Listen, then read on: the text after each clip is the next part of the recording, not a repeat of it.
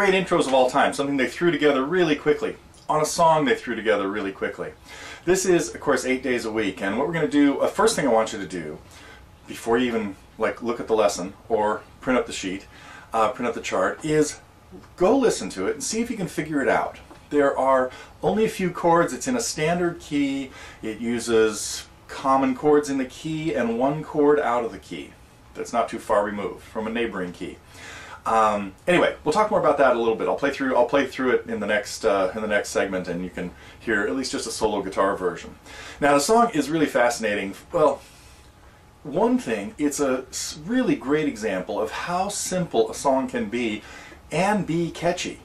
Just two little sections, and one section, the verse, is really just an A-A-B-A line, 16 measures, but there's only the first 4 measures are done again. I'm giving away too much of a hint here before you go listen to it and try to figure out. The third 4 measures are different, and the fourth 4 are the same as the first 2. Hopefully you hear that when you're listening to it. And now the song came out on their 4th album in the UK, which I happen to have here. Well, wait, you know what? First I'll talk about this one. In the United States it came out on Beatles 65, which was kind of a mishmash of stuff. It included songs that were really released a little earlier in England on Beatles For Sale. Now this was a follow-up to A Hard Day's Night, and the song, speaking of which, the song is a very similar origins, a Liverpudlianism, a malapropism, something that Ringo may have said that was kind of goofy. Tomorrow never knows. A hard day's night. 8 days a week. Something he maybe overheard from an overworked chauffeur, too. Anyway, and it was even a working title for the next movie, Help, for a little while. Of course, they changed it to Help. And one thing that was cool about records back then is there's a ton of information in here. A great story that even talks about, if you have this, dig it up, it's probably been a long time since you've read it, but even a little story that talks about people listening to music in the next generation, 2000, would still be inspired by this stuff. Absolutely true.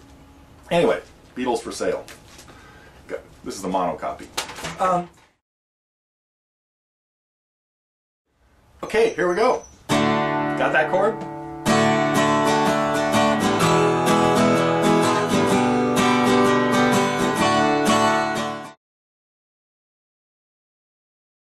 The way I would play the intro, because of course it's a combination of different instruments doing different things. We hear the guitar doing one thing, which is with this rhythm.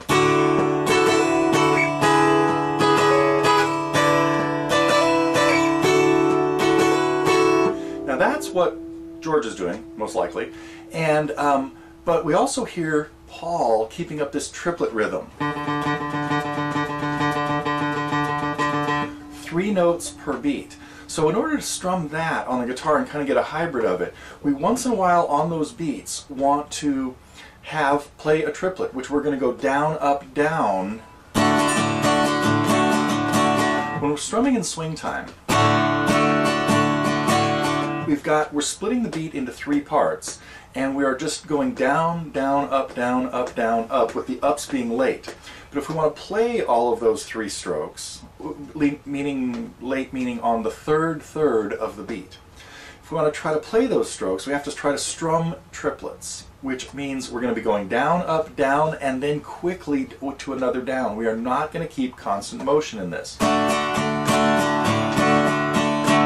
So the beat. Well, that was a little bit of a couple excerpts there from a lesson I put together on 8 days a week, and this was put together like a lot of lessons that I really encourage ear training, listening to and figuring it out. So I later on in the segment strum through the chords and even play some of the bass notes with this album cover right here, covering my hand so you can't see what's going on. Cool album. Cool album cover too.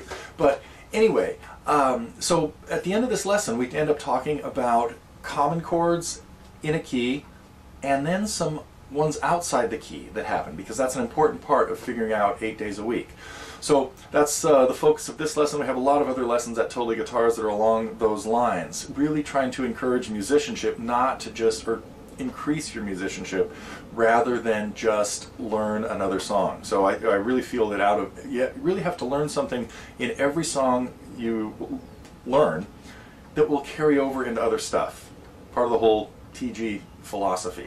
So we also have, if you're not quite up to this yet, there are a bunch of free lessons, but the 8 days a week and hundreds and hundreds of others are part of our Target program, which is a monthly subscription program. So if you want to join the Target program, you'll have access to many lifetimes worth of material. But right now the lesson on 8 days a week has been added at Totally Guitars.